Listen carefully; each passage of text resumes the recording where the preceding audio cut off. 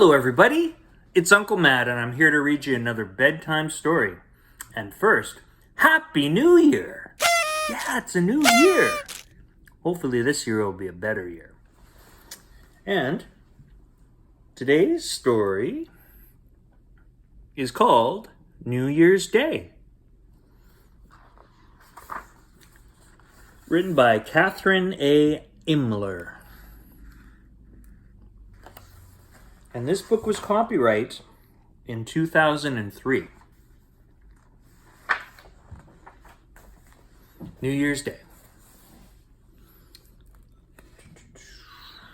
A fresh start. Everyone watches the clock. At exactly midnight, horns blow, people shout and cheer. Bells ring the first day of the new year. On New Year's Day, people relax. Parades and football games are on television. Families and friends visit.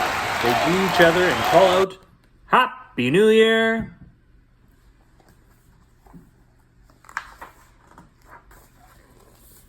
Marking time. Long ago, people did not have clocks. They were able to tell time by using things that happened in nature. When the sun came up and went down, that marked a day. A new moon appeared about every 30 days. This was how a month was marked. People looked to nature for the sign of a new year, too.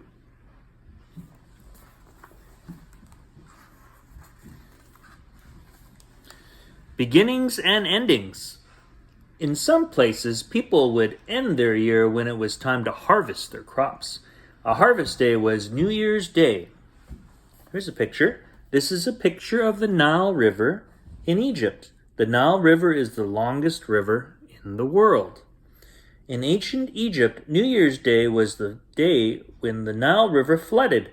That was the beginning of their planting season and their new year. The Roman calendar. This is a drawing of a Roman banquet. Romans often had banquets, a large dinner, to celebrate the new year. Later, many ancient people chose March to start a new year. They chose March because it was spring. In spring, it was easy to start growing things. They had festivals to celebrate the new year. Julius Caesar was a Roman emperor. An emperor was ruler of a large group of countries. But Roman emperors liked changing dates. They did not care about the moon or growing seasons. Julius Caesar tried to stop so many changes, he declared January 1st the start of the new year.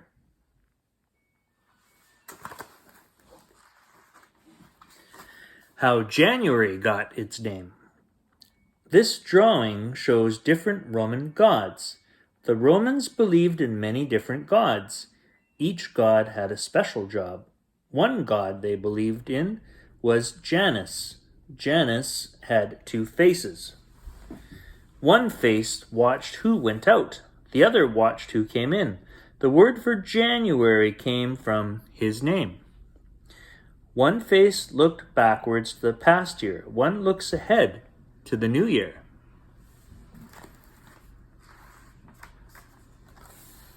Lots of calendars. Hundreds of years after the Romans, people lived in many places. They did not all follow the Roman calendar. Countries such as Spain and Germany started the new year on Christmas Day. Italy and France still thought March was the best time. Other countries chose Easter.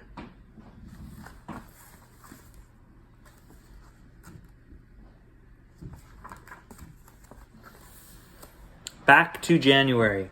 In the 1600s, a pope named Gregory fixed the calendar. He declared January 1st New Year's Day again. Many countries followed this calendar. But not everyone. Even today, the Chinese New Year is different. It comes at the end of January or in February. The Jewish New Year is in the fall. Here is the Chinese New Year parade.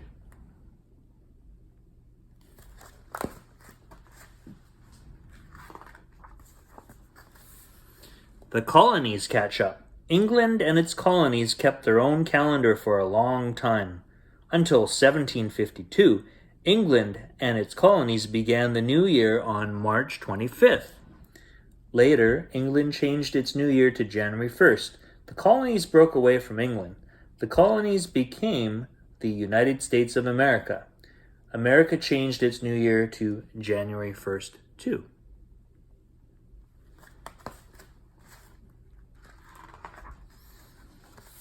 A noisy night. Ancient people in China believed that evil spirits came out around the new year. They thought the spirits brought bad luck. They tried to scare them away with lots of noise. On New Year's Eve, people still do this. Maybe they do not believe in evil spirits, but they make noise. They shoot off fireworks.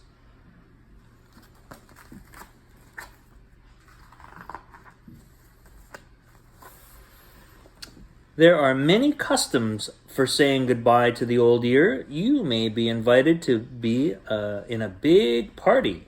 Yeah. Or you might, stay home and watch a movie. I know for me, I like to count down and watch the ball drop in New York City. That's kind of a tradition for me. Here we go. In with the new. The United States starts the new year in a special way. People wait for the last seconds before midnight. They count down 10, 9, 8. At midnight, a huge glittering ball drops down a pole. Again, in New York City. The custom has been around for almost 100 years. It happens in New York City. But people watch it on television all over the country. People all over the world wait to see it. In New York City. Some traditions. Visiting friends on New Year's Day is an old custom. Some people fix special foods. Some people believe that if you eat black-eyed peas or roast pork on New Year's Day, you will have good luck. The Tournament of Roses parade has been around since 1890. Everyone likes seeing the colorful floats. They like watching football too.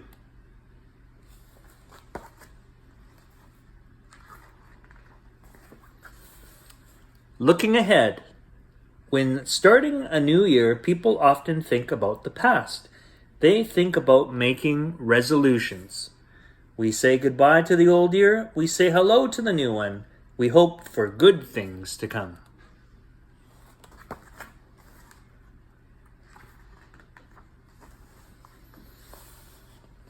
Here's some important dates for New Year's. In 4000 BC, the Lunar Calendar, oldest kind of calendar, a month is calculated by the appearance of a new moon.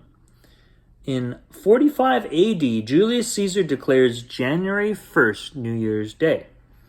In 1200 AD, many European countries have different days for New Year's Day. In 1582, Pope Gregory XIII re-declares January 1st as New Year's Day. In 1752, England and its colonies in America moved New Year's Day to January 1st. On January 1st, 1890, the first Tournament of Roses parade was held in Pasadena, California. Wow! January 1st, 1890.